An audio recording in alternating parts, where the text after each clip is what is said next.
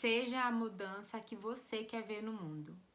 Essa frase que é bem clichê, e não clichê por acaso, ela sempre foi muito importante pra mim e sempre fez total sentido para muitas atitudes assim que eu tomei na vida, que eu fui construindo, que eu tenho construído, por dois motivos em especial. Primeiro, por descobrir que o mundo anda muito doido, tem muito problema, muita coisa ruim e que algo precisa ser feito.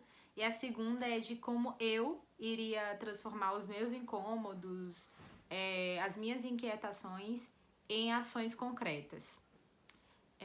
O meu nome é Karina, eu tenho 24 anos, eu sou maranhense, sou bióloga, ativista climática, socioambiental e sou ambientalista. E eu costumo dizer que eu sou ambientalista muito antes de ser bióloga, né? Porque desde criança as minhas primeiras lembranças são eu nas árvores, eu cuidando das plantas, eu dizendo que queria ser ambientalista. Talvez eu não tenha muita noção do que era, naquela época, a minha ideia sobre ser ambientalista. Mas hoje eu tenho entendido bem o que significa ser isso e o que significa entender isso e ouvir esse chamado, né? Eu acredito que todas as pessoas têm um propósito na vida. Eu entendo muito que o meu propósito, os meus propósitos estão muito ligados a passar essa mensagem para as pessoas. Eu acredito muito no poder da juventude, né? E eu amo quando a gente fala que a juventude é parte da solução. Eu, desde pequena, entendi que os jovens são muito fortes, né? Por ser cristã, tem uma passagem que diz na Bíblia que jovens, eu vos escrevi porque vocês são fortes, não deixem que ninguém despreze a juventude de vocês, ou que ninguém deixe de acreditar no que vocês falam porque vocês são jovens. Então, essa minha criação muito próxima a essa mensagem me fez crescer entendendo que ninguém poderia desprezar as minhas ideias, a minha intencionalidade, os problemas que eu enxergava e a forma como eu tinha a responsabilidade de falar sobre eles. E como que isso poderia afetar a minha vida e a vida de milhares de pessoas. E aí eu vou crescendo e de repente eu vejo um líder mundial como Barack Obama dizer que nós somos a primeira geração a sentir o efeito das mudanças climáticas e a última que pode fazer algo sobre isso. Ao longo dos anos e das coisas que eu tenho feito, eu me deparo com um cientista como Carlos Nobre dizendo que a geração dele não fez nada,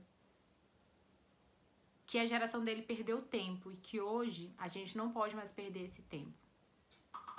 Nos últimos 5 anos eu tenho trabalhado especialmente com a pauta climática e com juventudes. E isso começou quando eu estava entrando na universidade e conheci o Engajamundo através de uma amiga. E dentro do Engajamundo eu fui descobrindo várias ferramentas para como que a gente faz com que essa picadinha de incômodo que tem e que vai crescendo tanto na nossa vida se transforme em ferramentas que a gente pode utilizar para seja pressionar quem precisa ser pressionado, seja construir soluções coletivas, seja se colocar dentro dos espaços, seja ocupar o lugar que é nosso por direito. E ao longo desse tempo no Engajamundo, a gente foi descobrindo muitas coisas que me levaram a lembrar das ideias que eu tinha quando eu era criança.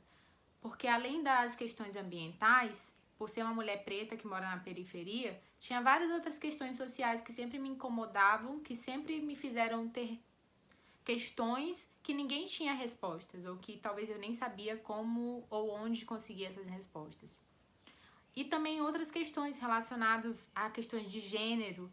Eu me lembro de, desde muito cedo, questionar vários direitos, né, das mulheres, de lutar por isso, de fazer com que as pessoas entendessem que é necessário falar sobre isso. E aí, de repente, a gente começa a falar que todas essas questões estão envolvidas dentro da pauta climática. E aí sim, essa pauta começa a fazer total sentido para mim. Depois de 3 anos atuando como articuladora no Engajamundo, nos últimos 2 anos eu tive na função, né, de ser coordenadora desse grupo de trabalho.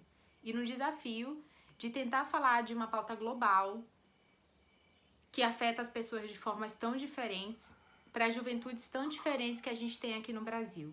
A gente tem uma diversidade de vivências e não dá mais para construir soluções baseadas apenas no que os grandes líderes globais fazem, e até os nossos líderes aqui no Brasil também, né? Os nossos gestores, governantes, que é pensar nessa pauta como se ela fosse única, como se ela não tivesse várias vertentes e fingindo que dá para resolver isso sem falar das questões sociais. E eu tô aqui para falar hoje para vocês que não dá.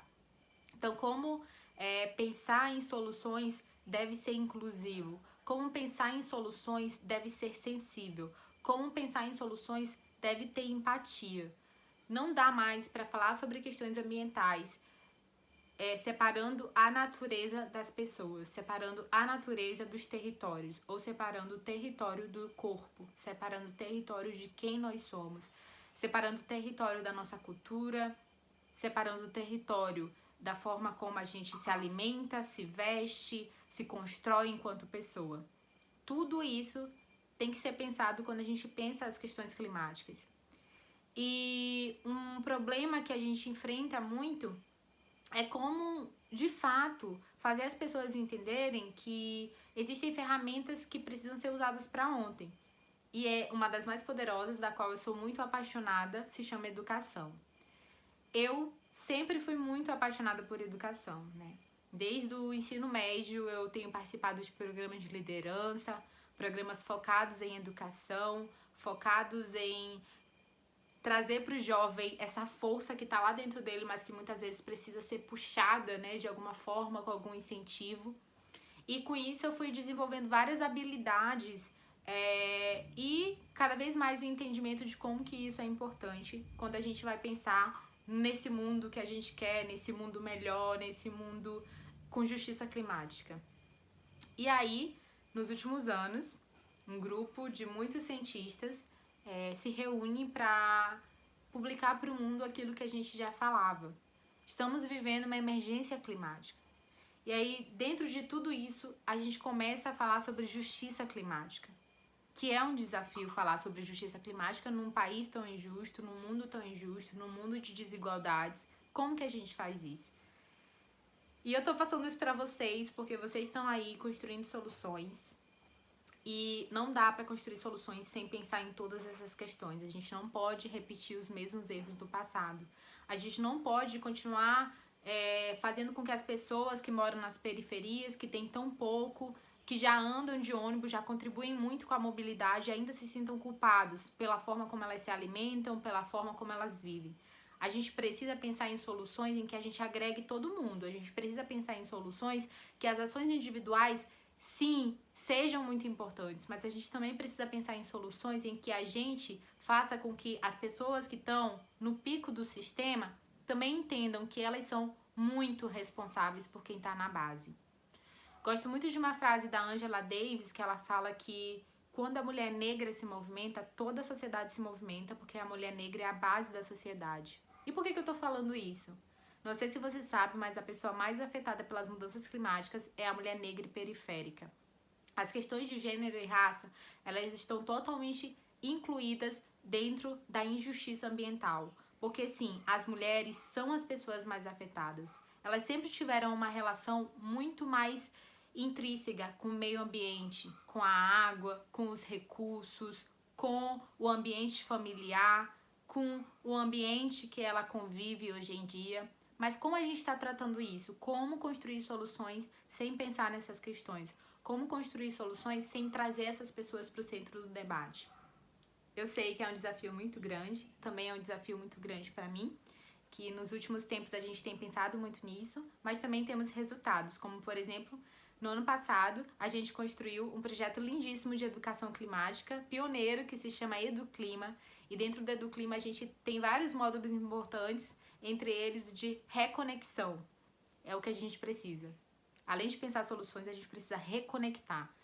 Reconectar até o momento em que o ser humano se separou da natureza, o ser humano se separou de entender que meio ambiente, mudanças climáticas, questões em geral que envolvem a nossa vida e o mundo, estão diretamente ligadas a quem nós somos, a forma como a gente enxerga a vida e a forma como a gente quer mudar tudo isso. Um grande beijo pra vocês, tenham uma ótima experiência e construam muitas soluções pra gente. Tchau!